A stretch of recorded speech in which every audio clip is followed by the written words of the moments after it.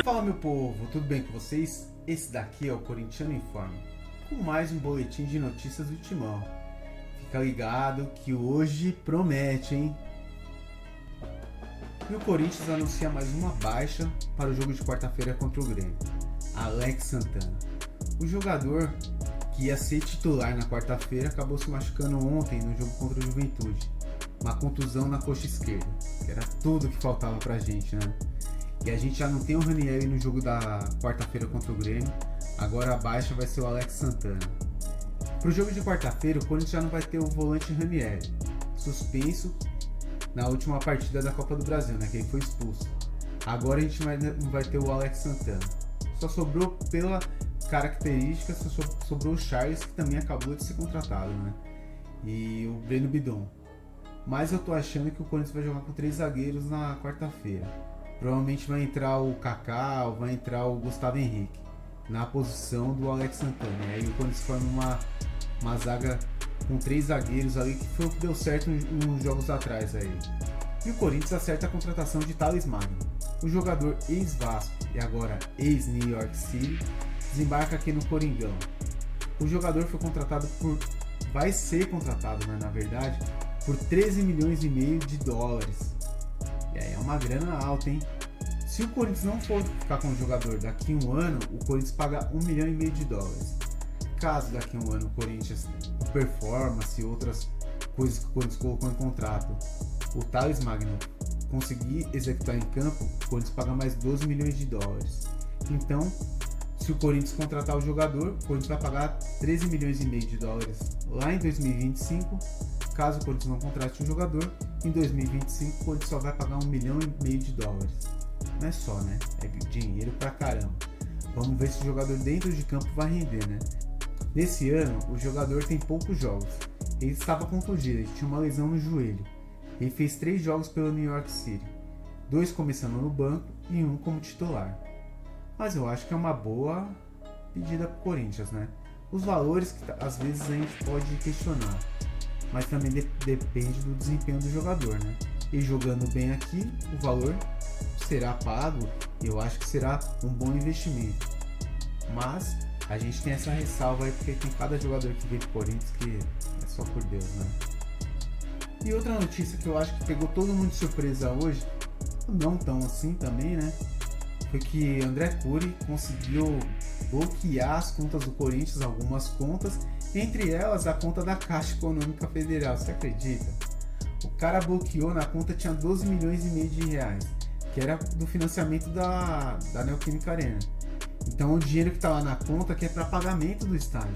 Eles foram lá e bloquearam a conta para pagar o que o Corinthians deve pro André Cury. Se eu não me engano, nessa leva aí, nessa primeira rodada aí, o Corinthians deve 14 milhões de reais pro André Cury.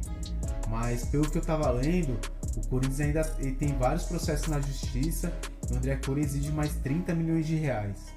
Cara, é dinheiro pra caramba. Como que um clube deve tanto pro empresário? É um empresário, hein? Não tô nem pegando a lista de empresários que o Corinthians deve. É um empresário. Mas também não entendo como que o Corinthians vende um jogador e quando cai o dinheiro na sua conta, o Corinthians já não paga pro empresário. Complicado, né? Agora os caras bloquearam o dinheiro da Neoquímica Arena. E aí, a gente não vai ficar devendo do estádio de novo? Cada vez que a gente deixa de pagar uma parcela, os juros são altíssimos. Temos que ficar de olho, hein?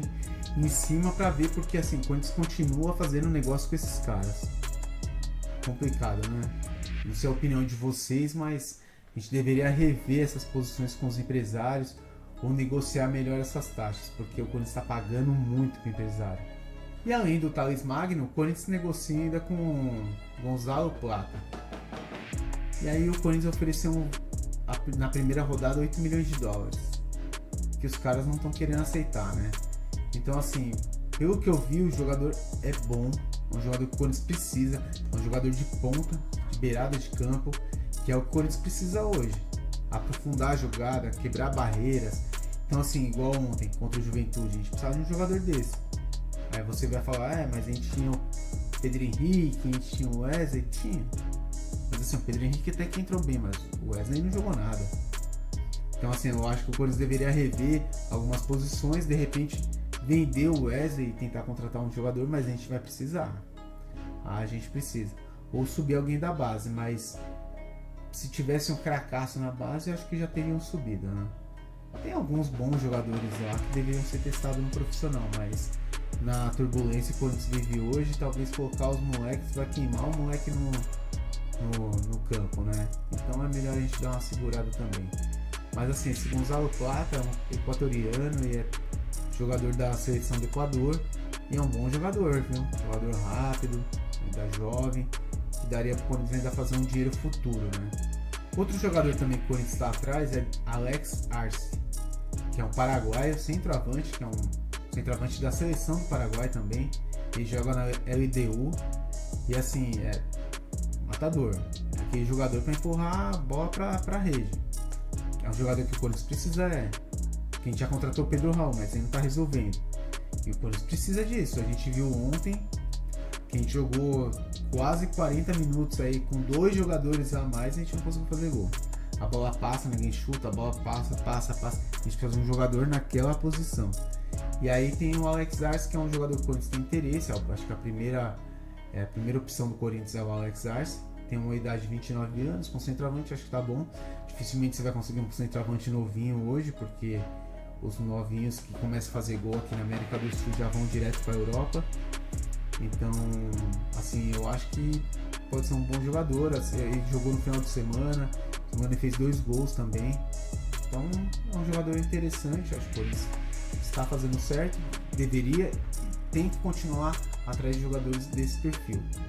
Tomara que a LDU não peça muito, né? Porque jogador de 29 anos também não tem como a gente pagar muito por esse atleta. Mas aí eu acho que é negociações, quando tem que olhar o mercado, varrer direitinho o mercado e procurar opções que possam caber dentro do bolso e dentro de um cronograma financeiro também.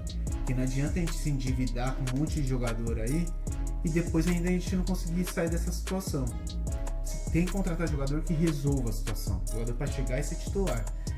Se for para compor elenco e continuar do jeito que tá, é melhor não contratar. E esse é mais um boletim de notícias do Timão. Eu peço para você se inscrever no nosso canal, curta nossos vídeos, dê aquele like lá que fortalece a nossa comunidade do Corintiano Informa, tá bom? E compartilhe com seus amigos. Cada clique em nossos vídeos fortalece ainda mais nossa comunidade, tá bom? E aí a gente cria mais conteúdos para você. Fica ligado, notícias diárias do Corinthians. Até mais. Vai, Corinthians!